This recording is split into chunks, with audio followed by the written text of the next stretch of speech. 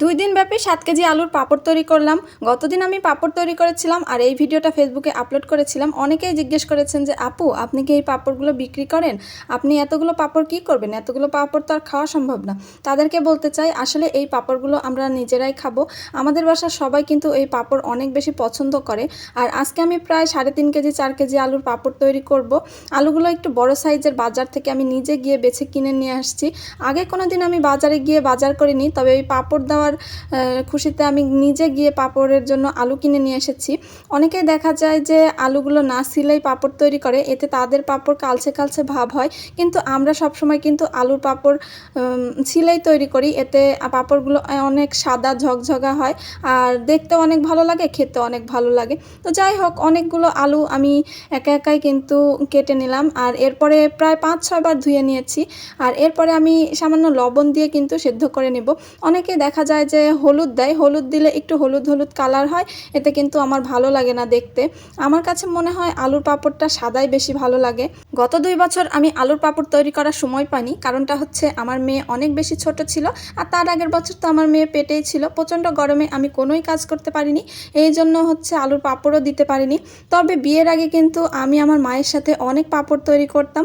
প্রায় 10 কেজি 15 কেজির আলুর পাঁপড় দিত আমার আম্মু। তবে এই বছর আম্মু নাকি পাঁপড় দিয়েছে, তবে অল্প করেই দিয়েছে 3-4 কেজি আলুর।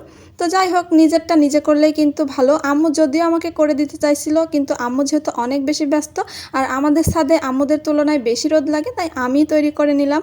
আমার কিন্তু এই পাঁপড় দিতে ভালোই লাগলো।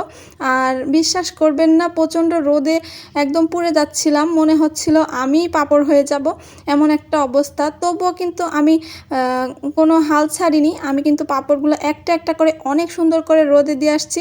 আমার বাবার বাড়িতে যেহেতু জনসংখ্যা একটু বেশি, তাই পাঁপড়ও তৈরি করতে হয় বেশি। তবে এই বছর আম্মু কম করে দিয়েছে আর আমি বেশি করে দিয়েছি। আমার এই পাঁপড় জিনিসটা খেতে অনেক বেশি ভালো লাগে। একা একা এই কাজগুলো করা কিন্তু অনেক বেশি কষ্টের আর কঠিন মনে হয়, সবাই মিলে একসাথে করলে ভালো হয়। তবে আমার বাসায় যেহেতু লোকসংখ্যা খুবই কম, এই জন্য আমাকে একা একাই করতে হয়। গতদিন আমি ছাতা নিয়ে যেতে একদমই ভুলে গেছিলাম, যার কারণে আজকে আর ভুল করিনি ছাতা নিয়ে যেতে। আজকে আমি সবার প্রথমে ছাতা নিয়ে আসছি, তারপরে অন্য সব কিছু নিয়েছি। গতদিনও আমি ছাতা নিয়ে এসেছিলাম, কিন্তু পরে নিয়ে এসেছিলাম। যখন ছাদে উঠেছিলাম তখন মনে হচ্ছিল যে অনেক বেশি গরম, অনেক বেশি রোদ, আমি পারবই না, তখন ছাতা নিয়ে এসেছিলাম। আজকে পাঁপড় বা চিপস যেটাই বলেন না কেন আপনারা, বানানোর দ্বিতীয় দিন, আর আজকে আমি সর্বপ্রথম ছাতা নিয়ে এসেছি অনেক রোদ জন্য। তবে যাই বলেন না কেন, কষ্ট করলে কেষ্ট মেলে। 1-2 দিন কষ্ট করে রাখলে কিন্তু সারা বছর এই জিনিসটা খাওয়া যাবে। আর বাসায় তৈরি জিনিসের স্বাদও আলাদা, আর কোনো রকম ক্ষতিকর পদার্থও থাকে না এইগুলোতে। প্রথম দিন পাঁপড় বানাতে বানাতে 11টা বেজে গিয়েছিল, পরের দিন 9টার দিকেই মেলে দিয়েছি সব পাঁপড়। গল্প করা শেষ আর পাঁপড়গুলো বানানো শেষ। আজকের ভিডিওটা এই পর্যন্তই। আল্লাহ হাফেজ।